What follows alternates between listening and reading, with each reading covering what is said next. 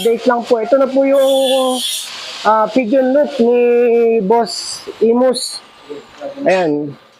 Bagong version po yan. Naku-collapse po yan. Pwedeng collapse po yan. Ongoing na po yan. Baka mamaya po tapos yan. Tapos tomorrow, pipinturahan na po. Tapos ito naman yung ano ni Marinduque. Ayan. 5 pinto, baba taas. Ayan, pinuputol na nila. Iputulin yan, tapos ibababa. Ang magiging version nito, pwedeng ibaba, pwedeng itaas.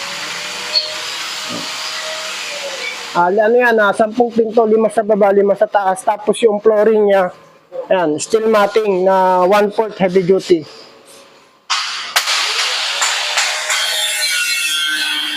Baka mamaya tapos na rin yan, tapos bukas for pintura rin.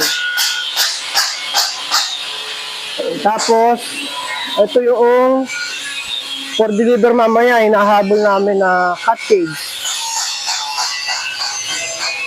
Tapos nag-aayos din dito sila sa labas ng mga for deliver. Ito mga available pala namin to, yan.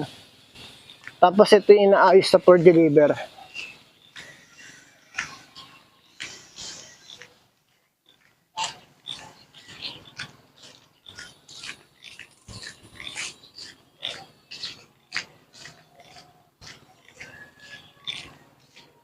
Ito 2-door. Ayan, 2-door na 2x3x4. 2x3x3 na 2-door.